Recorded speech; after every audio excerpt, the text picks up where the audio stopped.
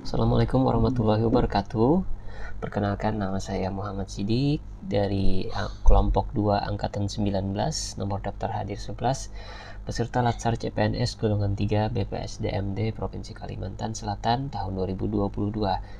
Kali ini saya ingin membuat video tentang tugas analisis isu kontemporer untuk memenuhi tugas agenda pertama. Yang pertama kita akan membahas apa itu isu. Isu adalah didefinisikan secara umum diartikan sebagai suatu fenomena atau kejadian yang diartikan sebagai masalah. Sedangkan kontemporer adalah sesuatu hal yang modern, yang eksis dan terjadi dan masih berlangsung hingga saat ini. Kemudian bagaimana sih cara menganalisis dari isu tersebut? Ada dua teknik analisa isu kontemporer. Yang pertama ada teknik tapisan, yakni alat bantu penerapan kriteria isu yang berkualitas banyak jenisnya. Misalkan menggunakan teknik tapisan dengan penetapan kualitas isu dengan kriteria aktual, problematik, kehalayakan, dan kelayakan atau yang biasa disebut dengan APKL. Yang kedua adalah alat bantu tapisan menggunakan urgensi, seriousness, dan growth atau yang biasa disingkat dengan USG. Yang kedua menggunakan teknik analisis secara mendalam isu yang telah memenuhi kriteria APKL dan USG. Teknik tapisan lainnya menggunakan alat bantu dengan teknik berpikir kritis, misalnya menggunakan mind map, fishbone, SWOT, tabel frekuensi, dan analisis kesenjangan. Oke, langsung saja kita menganalisis isu yang terjadi di instansi tempat saya bekerja. Yang pertama, saya menggunakan matriks penilaian kualitas isu dengan analisis APKL. Di sini saya mencoba menyajikan 3 isu yang akan kita bahas dan menentukan apa yang menjadi isu utama atau isu prioritas. Yang pertama di sini saya mengangkat isu rute layanan transportasi publik yang masih sedikit. Di sini saya menyematkan 3 poin untuk aktual, 3 poin untuk problematika, 3 poin untuk khalayak, dan 3 poin untuk kelayakan. Jumlahnya adalah 12. Yang kedua adalah sarana dan prasarana lalu lintas yang belum tersedia atau kurang memadai.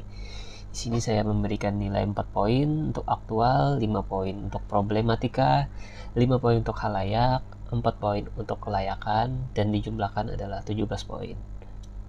Isu yang ketiga adalah kurangnya petugas pengawasan di jalan raya dan di sungai. Di sini saya memberikan 4 poin untuk aktual, 3 poin untuk problematika, 3 poin untuk khalayak, dan 4 poin untuk kelayakannya. Dijumlahkan menjadi 14 poin.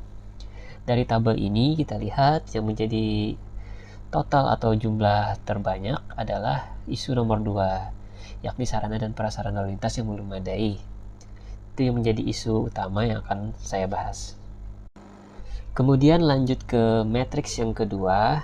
Di sini saya menggunakan matriks penilaian kualitas isu dengan teknik USG atau urgency, seriousness, and growth.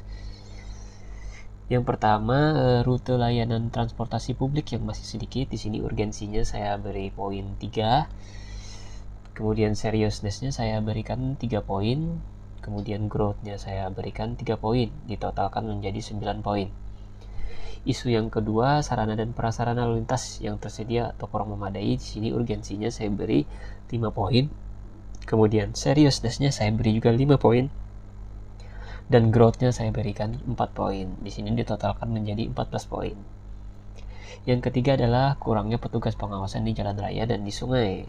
Saya berikan 3 poin untuk urgensinya, 4 poin untuk seriousness-nya, dan 4 poin untuk growth. Dijumlahkan menjadi 11 poin. Di sini isu yang kedua juga menjadi prioritas yang utama. Kemudian saya mencoba menggunakan alat bantu analisis isu menggunakan pendekatan fishbone diagram. Jadi di sini menggunakan sebab atau akibat yang terjadi.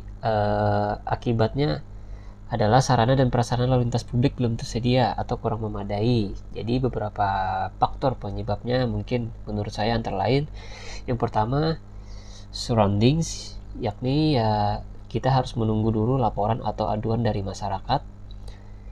Yang kedua adalah sistemnya, pengadaan dokumen atau pengolahan dokumennya juga memerlukan waktu. Kemudian ada pengerjaan atau pengadaan alat lalu lintas yang memerlukan waktu. Dan terakhir adalah suppliers. Di sini poinnya anggaran pengadaannya tidak cukup atau anggarannya terbatas, sehingga berakibat terhadap sarana dan prasarana lalu lintas publik belum tersedia atau kurang memadai. Kemudian di sini saya lanjut menggunakan analisis SWOT. Di sini strengths-nya di instansi saya SDM-nya berlatar belakang yang relevan dengan bidang yang dikelola. Kelemahannya di sini kita ada keterbatasan anggaran. Opportunity atau peluangnya ya dengan mengadakan sosialisasi tertib berlalu lintas. Untuk threats atau ancamannya adalah tingginya angka kecelakaan di jalan raya. Kemudian apabila strengthness digabung dengan opportunity, maka kemungkinan menurunnya angka kecelakaan di jalan raya. Kemudian strengthness-nya digabung dengan ancaman, yakni dengan menerapkan manajemen rekayasa lalu lintas yang baik. Apabila peluang digabung dengan kelemahan, maka kita bisa berkolaborasi dengan pihak luar instansi seperti Kementerian Pusat atau Kepolisian. Kemudian apabila kelemahan bertemu dengan ancaman, kita bisa melakukan pergeseran anggaran untuk pengelolaan di bidang lalu lintas. Mungkin sekian dulu video dari saya. Terima kasih telah mendengarkan. Apabila ada salah, mohon dikoreksi. Terima kasih. Assalamualaikum warahmatullahi wabarakatuh.